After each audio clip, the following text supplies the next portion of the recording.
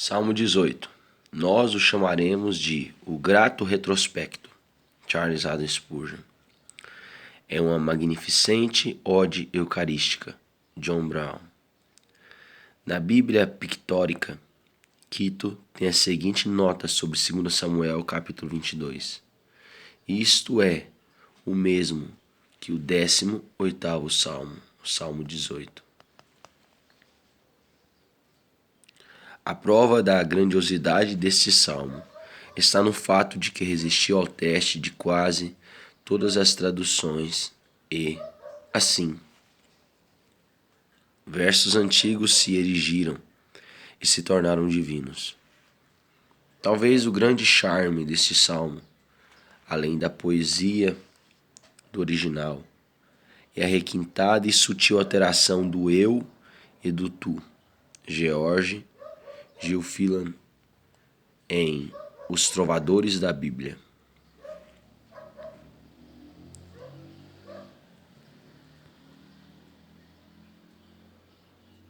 Aquele que deseja ser sábio, leia os provérbios. Aquele que deseja ser santo, leia os salmos. Santo Davi, estando perto da costa, olha para seus antigos perigos e libertações com um coração grato e escreve este salmo para bendizer o Senhor. Assim, cada um que viveu ao longo dos anos deveria rever sua vida e observar a maravilhosa bondade e a providência de Deus.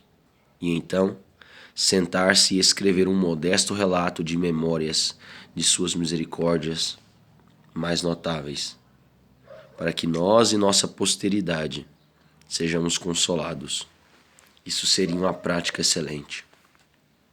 Depois que Davi reuniu todos os doces nomes para Deus que podia conceber, versículo 2, como verdadeiro santo, acredita que jamais pode proclamar o bem que há em Deus de modo que seja suficiente, ou jamais poderá proclamar toda a maldade que há em si. Ele então começa a narrativa, primeiro, sobre seus perigos, versículo 4. Segundo, sobre sua retirada. E esta foi uma oração sincera a Deus, versículo 6. A mãe não se preocupa enquanto a criança choraminga, mas quando ela aumenta o tom, tensiona todos os nervos e chora profundamente, a mãe então põe de lado todo o restante e lhe concede o que deseja. Enquanto nossas orações são apenas sussurros, nosso Deus pode manter seu descanso. Mas quando nos lançamos à súplica, eu me levantarei agora, diz o Senhor. Terceiro, sobre seu resgate, versículos 7 ao 20. Quarto, sobre a razão deste gracioso trato de Deus com ele, versículo 20, etc. Richard Steele, em Plain Discourse upon Uprightness. Discursos claros sobre retidão. Versículo 1. Eu te amo, ó Senhor, amarei sinceramente, com minhas mais recônditas entranhas. Nosso Deus triuno merece o amor mais caloroso de todo o nosso coração. Charles Haddon Spurgeon. Versículo 1 e 2. Deus se colocou, por assim dizer, sobre os que creem. O próprio Deus é a salvação e a porção do seu povo. Aquilo sobre o que a fé mais se inclina é o próprio Deus. Ele será minha salvação. Se eu o tiver, terei o suficiente. Ele é minha vida, o meu consolo, minhas riquezas, minha honra, e ele é tudo o que eu tenho. O santo Davi se agradava mais do fato de que Deus era sua força do que do fato de Deus lhe haver concedido força. De que Deus era seu libertador do que de haver sido liberto. De que Deus era sua fortaleza, seu escudo, sua trombeta, sua torre alta, do que do fato de Deus lhe haver concedido o efeito de todas essas coisas. Davi se agradava, e todos os santos se agradam, mais no fato de que Deus e a sua salvação seja temporal ou eterna, do que no fato de que ele lhe salvou. Os santos olham mais para Deus do que para tudo o que é de Deus. Joseph Cario. Versículo 2: O Senhor é minha rocha, a minha cidadela, por habitar entre penhascos e montanhas da Judéia. Davi escapou da malícia de Saul, e aqui ele compara seu Deus a tal lugar de esconderijo e segurança. Meu rochedo, literalmente minha rocha, no sentido de força e mobilidade, minha confiança e meu suporte certo e imutável. Portanto, a palavra rocha ocorre 2 vezes, mas não se trata de uma tautologia, pois a primeira vez é a rocha para esconderijo, mas aqui uma rocha para firmeza e imutabilidade. Meu escudo, guardando-me dos golpes de meus inimigos, protegendo-me da flecha e da espada. Aqui há muitas palavras, mas nenhuma em excesso. Poderíamos examinar proveitosamente cada uma delas se tivéssemos as horas vagas necessárias. Mas, resumindo todo, podemos concluir com Calvino que Davi aqui equipa o fiel da cabeça aos pés. Versículo 4. Torrentes de impiedade me impuseram terror. Na noite do lamentável acidente do Surrey Music Hall, incidente ocorrido em 19 de outubro de 1856, em que 8 pessoas morreram pisoteadas após a multidão de 14 mil pessoas, que foi ouvir Spurgeon entrar em pânico ao grito não confirmado de fogo. As torrentes de Belial foram soltas e os comentários subsequentes de grande parte da imprensa foram excessivamente maliciosos e perversos. Nossa alma temia, enquanto ali éramos envolvidos pelas tristezas da dor e as blasfêmias dos cruéis. Mas, ó, que misericórdia houve em tudo aquilo, e que mel de bondade fora extraído por nosso Senhor deste leão de aflição. Charles Haddon Spurgeon. Não há metáfora de maior frequência nos poetas sagrados do que aquela que representa calamidades temíveis e inesperadas sob a imagem de águas torrenciais. Esta imagem parece ter sido especialmente familiar aos hebreus, na medida em que derivou do costume peculiar e da natureza de seu país. Eles tinham o Rio Jordão continuamente diante de seus olhos, transbordando anualmente suas margens. Robert Loft, bispo. Versículo 5. Cadeias infernais me cingiram.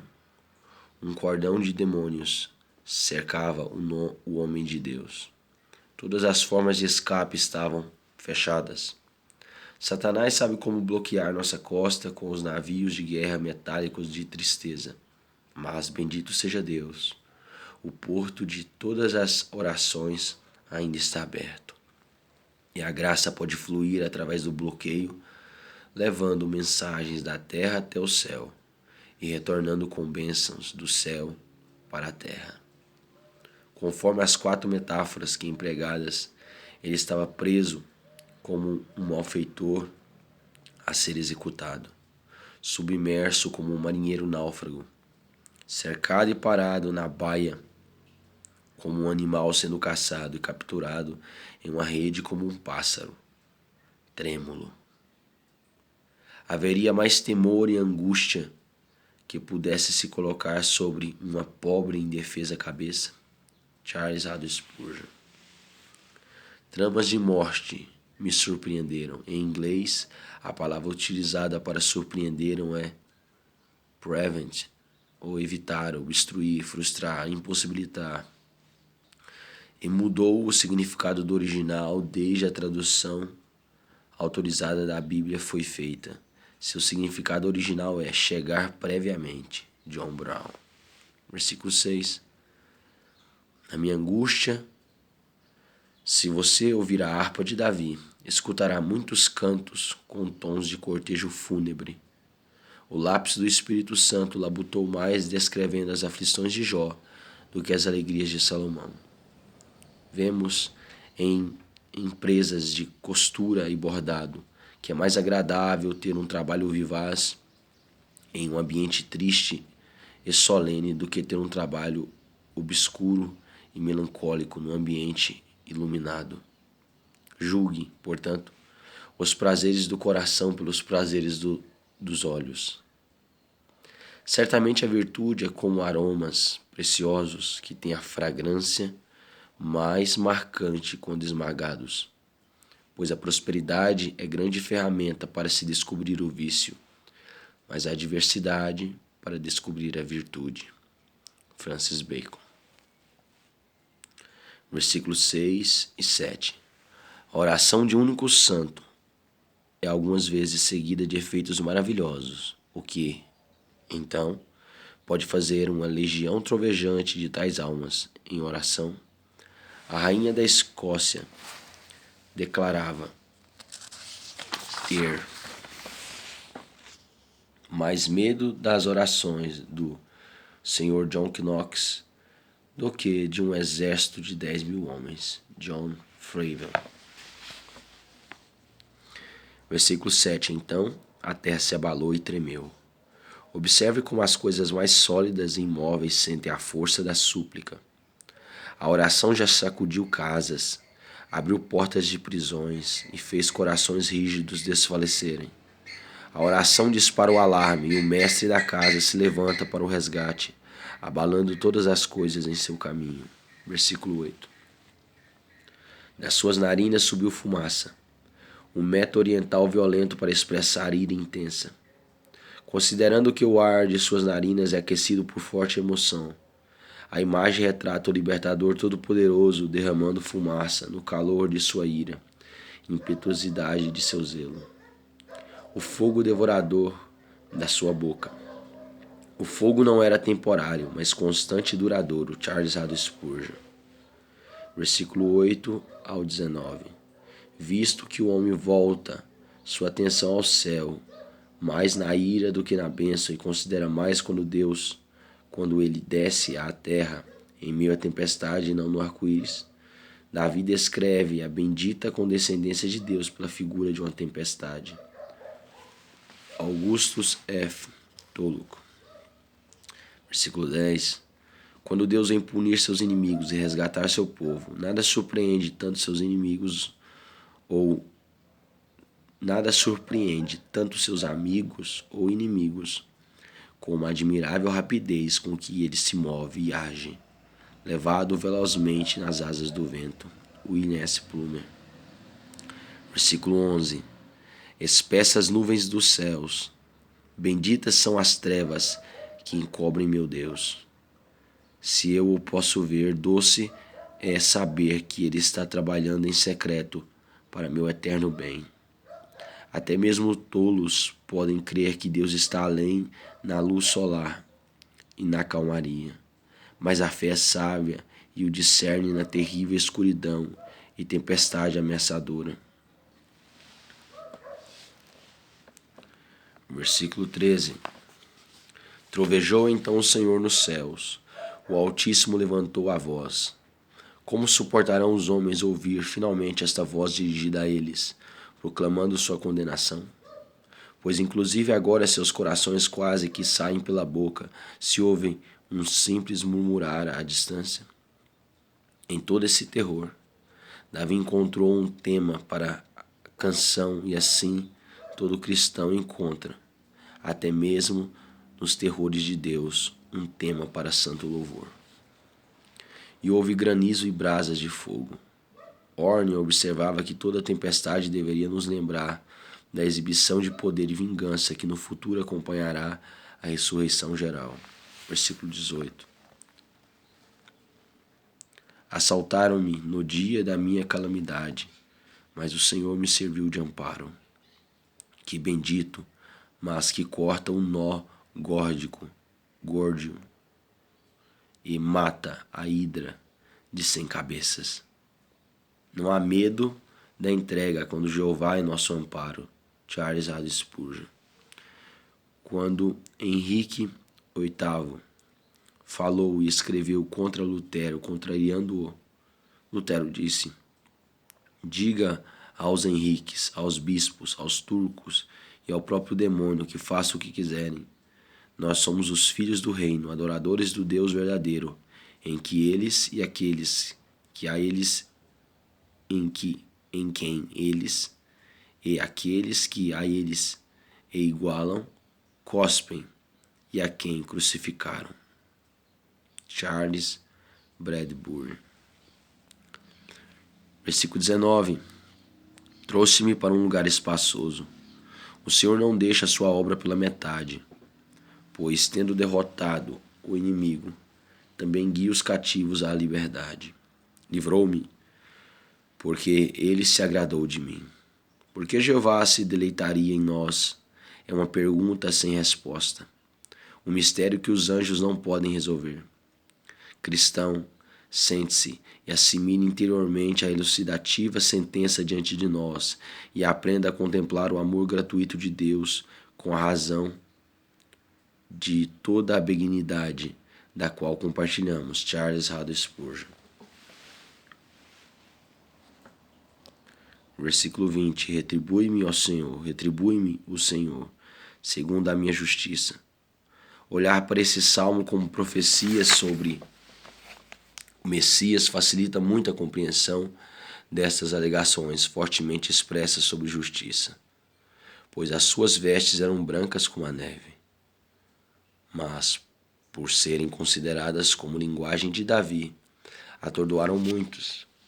As dificuldades iniciais de Davi surgiram da perversa malícia do invejoso Saul, que sem dúvida efetivou suas perseguições sob acusações contra o caráter do homem segundo o coração de Deus. Davi declarou que essas acusações eram inteiramente falsas e afirmou que possuía retidão concedida pela graça, retidão com que o Senhor graciosamente o recompensara, como que para enfrentar todos os seus caluniadores. Diante de Deus, o homem segundo o coração de Deus era humilde, pecador. Mas diante de seus difamadores, ele podia sem vergonha alguma falar da pureza de suas mãos, da retidão de sua vida. De forma alguma é oposição à doutrina da salvação pela graça e nenhum tipo de prova de um espírito farisaico quando um homem gracioso, tendo sido caluniado, mantém firme sua integridade e defende vigorosamente seu caráter. Versículo 21. Há uma afirmação e uma negação.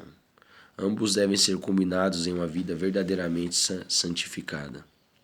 O estimular e o restringir da graça devem cada um contribuir com sua parte. Charles Haddon Spurgeon. Não me apartarei perversamente do meu Deus. Os homens de oração, os homens de coração falso, que estão no mundo, não olham exclusivamente para Deus, mas para algo mais além de Deus. Como Herodes considerava João, mas considerava ainda mais sua Herodias, e o jovem no Evangelho vai a Cristo e, contudo, olha para seus bens, e Judas que seguiu a Cristo e, ainda assim, olha para o saco de moedas, isto é, apartar-se perversamente de Deus. William Strong. Versículo 23. Também fui íntegro para com ele e me guardei da iniquidade. O temperamento impetuoso de Davi poderia tê-lo levado a matar Saul, quando teve em seu poder, mas a graça o capacitou a manter suas mãos limpas do sangue de seu inimigo. Charles Haddon Spurgeon. Como na colmeia há uma abelha rainha, também no coração há um pecado rei. Há um pecado que não apenas está apegado ao homem, da mesma forma que sua roupa, mas é-lhe caro com seu próprio olho direito. O inimigo pode prender um homem por este único elo, quanto por uma corrente de vícios. O caçador pode segurar um pássaro rápido o suficiente por uma asa. Um cristão íntegro toma a faca do sacrifício de mortificação e com ela atravessa seu pecado mais querido. Thomas Watson. Versículo 24. Daí retribui-me o Senhor, segundo a minha justiça, conforme a pureza das minhas mãos, na sua presença. Deus primeiro nos dá santidade, depois nos recompensa por ela. O prêmio é concedido à flor na exibição, mas o jardineiro nos bastidores é responsável. A criança recebe o prêmio do professor, mas a verdadeira honra está com o professor que, em vez de receber o prêmio, entrega a Charles Haddon Spurgeon. Versículo 24 ao 27. Vejamos o sol que, para os olhos são e livres de enfermidade, é muito agradável e salubre, mas para os mesmos olhos, quando débeis, feridos e fracos, é muito incômodo e nocivo. Contudo, o sol é sempre o mesmo, sem mudança alguma desde sua criação. Então Deus mostrou-se benigno e generoso àqueles que são gentis e ternos de coração, para os seus santos, e misericordioso com aqueles que demonstram misericórdia. Mas aos mesmos homens, quando caem na perversidade e enchem-se de crueldade bestial, o Senhor se mostra extremamente irado e furioso e, contudo, é o mesmo Deus imutável de eternidade em eternidade. Robert Caldwell. Versículo 25. Para o homem benigno, benigno te mostras. Eis a história de Noé. Noé era um homem justo e íntegro entre os seus contemporâneos. Noé andava com Deus e Noé encontrou graça aos olhos do Senhor. Gerou 3 filhos, Sem, Cã e Jafé. Noé, Noé, Noé. Eu amo o som deste nome. E assim são todos os seus nomes preciosos para Deus, ainda que odiados pelos homens. Se o nome de Deus for precioso para vocês.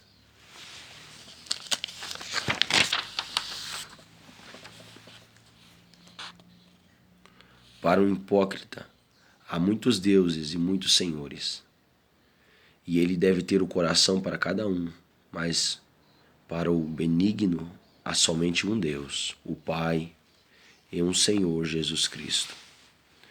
E um coração servirá a ambos. Aquele que fixa seu coração nas criaturas deve ter um coração para cada criatura, e o dividir de coração o destruirá. Oséias 10:2. Os lucros mundanos batem à porta. Também para estes o hipócrita deve ter um coração. Prazeres carnais se apresentam. Para eles também ele precisa ter um coração. Escolhas pecaminosas surgem. Elas precisam de um coração também. O homem benigno escolheu Deus e tem o suficiente. Richard Steele. Versículo 28. Por que fazes resplandecer a minha lâmpada? Lâmpadas acesas por Deus, o diabo não pode apagar. Versículo 29. Pois contigo desbarato exércitos, com meu Deus salto muralhas. Tais feitos nós já executamos, abrindo caminho, correndo entre multidões de dificuldades, escalando impossibilidades, um salto após o outro. Os guerreiros de Deus podem esperar saborear todas as formas de luta e devem, pelo poder da fé, determinar renunciarem-se a si mesmos como homens. Versículo 31. Pois quem é Deus, senão o Senhor? Seu Deus, como Matthew Henry diz, é um Deus sem igual. Quem mais cria, sustém, prevê e dá vereditos? Quem além dele é perfeito em todos os atributos, perfeições, virtudes e glorioso em todos os atos. Charles Haddon Spurgeon. Aqui, pela primeira vez nos Salmos, aparece o nome Elohá, interpretado como Deus. Ocorre mais de 50 vezes nas Escrituras, mas somente 4 vezes nos Salmos. É o singular de Elohim. Muitos acreditam que este nome se refere especialmente a Deus, como objeto de adoração religiosa. Essa ideia pode realmente ser proeminente aqui. William S. Plumer. Versículo 33. Ele deu a meus pés a ligeireza das corças e me firmou nas minhas alturas. Ao perseguir seus inimigos, o guerreiro precisa ter pés velozes, como um jovem cabrito, mas, em lugar de satisfazer-se com as penas de um homem, ele atribui a dádiva da ligeireza somente ao Senhor. Versículo 34. De sorte que meus braços vergaram um arco de bronze. Um arco de bronze tem provavelmente tamanho médio, e estes arcos dificilmente poderiam ser vergados somente com os braços. O arqueiro precisava do auxílio de seu pé. Era, portanto, grande demonstração de força vergar o arco, que dirá quebrá-lo ao meio. Jesus não somente destruiu as insinuações inflamadas de Satanás, mas acabou com os seus argumentos, lançando-os longe, utilizando as santas escrituras contra ele. Pelo mesmo meio, nós podemos ter triunfo semelhante, vergando o arco e cortando a lança ao meio com a lâmina afiada da verdade revelada. Provavelmente Davi tinha, por natureza, uma estrutura corporal vigorosa, mas é ainda mais provável que, como Sansão, ele em alguns momentos esteve revestido de algo mais do que a força comum. Em qualquer um de seus passos, ele atribui a honra de seus feitos inteiramente a Deus, a seu Deus. Que jamais soubemos perversamente do Senhor o que lhe é devido. Que jamais roubemos perversamente do Senhor o que lhe é devido. Que jamais roubemos perversamente do Senhor o que lhe é devido, mas fielmente lhe entreguemos a glória que é devida a seu nome. Versículo 35. Também me deste o escudo da tua salvação. Acima de tudo, precisamos tomar o escudo da fé, pois nada mais pode apagar os dados inflamados de Satanás. A tua clemência me engrandeceu. Há várias leituras para essa sentença. A palavra pode ser traduzida. Alguns reconhecidos comentaristas declaram que o texto significa: tua humildade me engrandeceu. Tua condescendência pode, talvez, servir como leitura compreensiva, combinando as ideias que já mencionamos, tanto quanto as da humildade. É Deus se tornando humilde que nos concede algum engrandecimento. Somos tão pequenos que, se Deus manifestasse sua grandiosidade sem condescendência, seríamos esmagados sob seus pés. Mas Ele, que precisa se inclinar para ver os céus e se curvar para ver o que os anjos fazem, olha para o humilde e o contrito e os engrandece. Versículo 36. Alargaste sob meus passos o caminho. Não é pequena misericórdia em que alcançarmos a plena liberdade cristã e engrandecimento, mas é um favor ainda maior ser capacitado a caminhar dignamente em tal liberdade, não sendo permitido escorregar com os pés. Charles Haddon Spurgeon. Versículo 37 e 38. Eu vi o dia em que, com uma única palavra, Deus ajudou-me a dizer: minha confiança está no Senhor.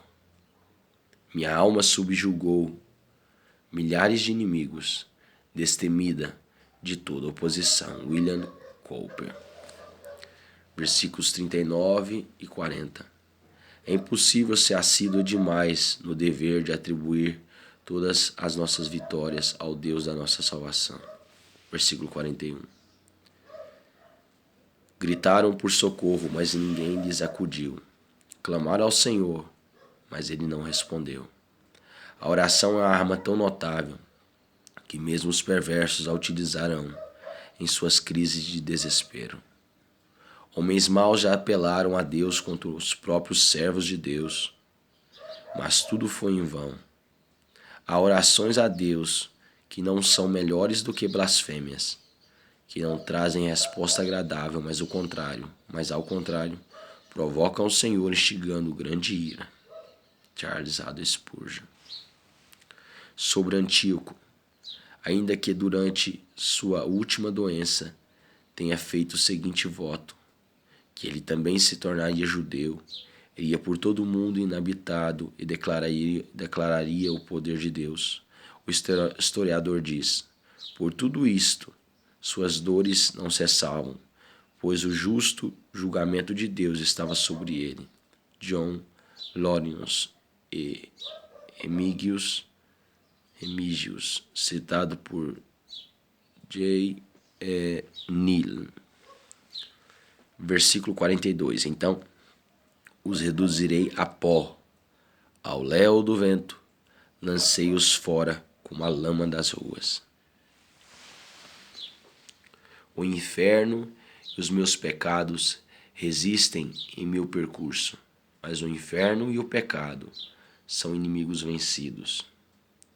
Meu Jesus os pregou à sua cruz e cantou o triunfo ao ressuscitar. Charles A. Spurgeon. Reduzir alguém a pó, como o pó das ruas, é uma forte imagem de desprezo e rejeição. John Keaton. Versículo 43. Me fizeste cabeça das nações. Povo que não conheci me serviu. Certamente há muito mais de Jesus aqui do que de Davi. Versículo 44. Bastou-lhe ouvir-me a voz, logo me obedeceu.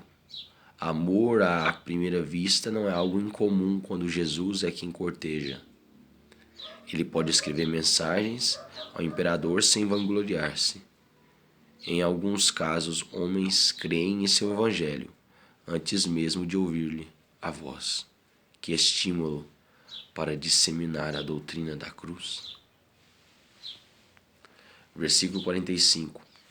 Sumiram-se os estrangeiros. Aqueles que são estrangeiros para Jesus são estrangeiros à felicidade duradoura. Esses devem logo sumir muito rapidamente. Os que se recusam a serem regados com a água do rio da vida. Charles A. Spurgeon. Das suas fortificações saíram, espavoridos. Um erudito judeu interpreta isso da seguinte forma: eles temeram as prisões em que os lançarei e nas quais os manterei confinados. John Brown. Versículo 46. Vive o Senhor. Não servimos um Deus inanimado, imaginário ou morto, moribundo. Somente Ele tem imortalidade. Como súditos reais clamemos: vive, ó Deus. Longa vida ao Rei dos Reis. Charles A. Spurgeon. Você não vê jovens herdeiros de grandes patrimônios agir e gastar de acordo? E por que você, sendo filho do Rei do Céu, andaria curvado e aos trapos todos os dias como se não valesse um punhado de farinha?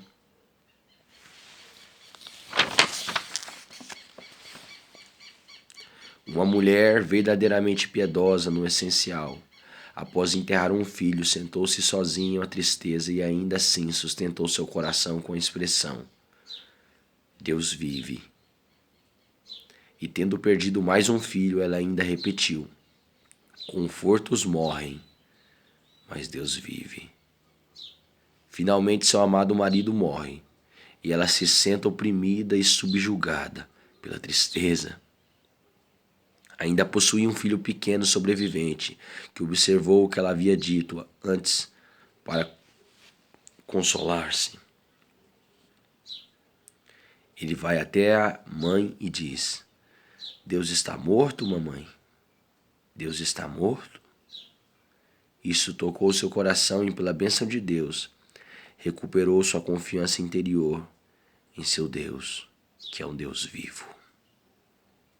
Portanto, cristãos, contendam com seus espíritos desencorajados, inquietos, como Davi fez. Oliver A. Wood em Sur Mercies of David, misericórdias certas de Davi. Exaltado seja o Deus da minha salvação. Nós deveríamos publicar pelo mundo a história da aliança e da cruz, da eleição do Pai, da redenção do Filho e da regeneração do Espírito. Versículo 47.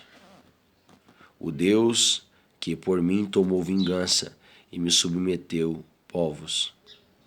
O fato de que pecadores perecem é em si uma consideração dolorosa, mas o fato de que a lei do Senhor é vingada naqueles que infringem é para a mente devota uma questão de gratidão. Charles Haddon Spurgeon. Isto é Deus. Caro Senhor, isto não é outra coisa senão a mão de Deus. E a Ele somente pertence a glória. E dela ninguém compartilhará com Ele. O general o serviu com toda fidelidade e honra. E a melhor condecoração que posso lhe dar é ousar dizer que ele atribui tudo a Deus e preferiria perecer a tomar a honra para si. Oliver Cromwell, escrito para o orador da Câmara dos Comuns após a Batalha de Nazeb. Versículo 49. Glorificar-te-ei, pois, entre os gentios, ó Senhor, e cantarei louvores a teu nome. Por lutar com outros, ele venceu todos, mas em cantar e deleitar-se, ele se superou. Thomas Playfair.